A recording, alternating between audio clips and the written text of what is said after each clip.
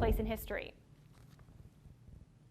At This Place in History, we're in Barre with Executive Director of the Vermont Historical Society, Steve Perkins. Steve, what are we doing here? We're going to be talking bread today and baking bread. I know, so wonderful. We're behind the old Labor Hall on Granite Street in Barre, and we're going to be talking history and bread and an incredible new project that the Barre Historical Society is putting on. We're going to go inside. We're going to go see Carolyn Shapiro, who is a project director on this unique construction. Now, this is the bakery that was built by the Italian granite workers in 1913 because they realized that they had a small bakery in the old Labor Hall, but they weren't able to do enough bread. So they got their building permit in October of 1913, and in about 6 months they had this built. It's taken us about 6 years to get all the grants and the money and the construction happening.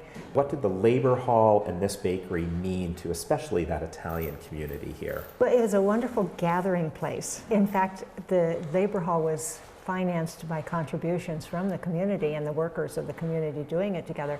And it was a center for meetings, weddings, debates, discussions between socialists and anarchists and, various political factions. The bakery became a part of continuing that cultural supply of food that was very important to the Italians. There'd be art classes, there would be music, all kinds of things that would happen there. Has there continuously always been a bakery in this spot, or did it close at some point? Anything else filled the place? No, it closed. There were all kinds of things that happened, like there were floods, there was like the Depression, and in around 1940, I think it was, Mr. Piccolini closed. And then this became really just a storage shed. So this was a real passion project for the Barre Historical Society, the old Labor Hall, for you.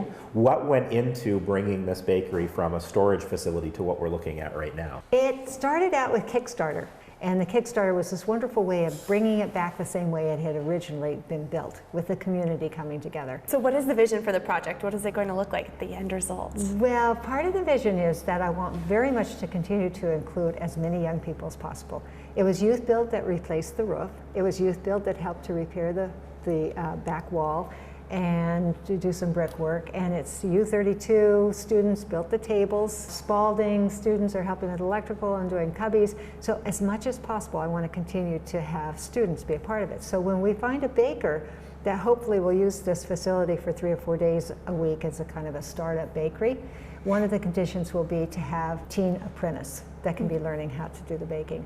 And then we'll have Capstone has a culinary program, Central Vermont Career Center has a culinary program. They'll come over with their students, maybe NECI will come with their students, and then we'll have workshops for the community that will have bakers, sort of like King Arthur has bakers coming through, and we'll put it out to people who want to learn how to do the bread. So how can the public come celebrate this bakery, this oven, this bread, and this story? Well, we're having our grand opening on December 15th, and that's 105 years after it originally opened. And we will have lots of bread, and we'll be honoring lots of people, and we'll have a slideshow showing everybody that's been involved, and hopefully dancing and all kinds of things. History on the rise. At This Place in History.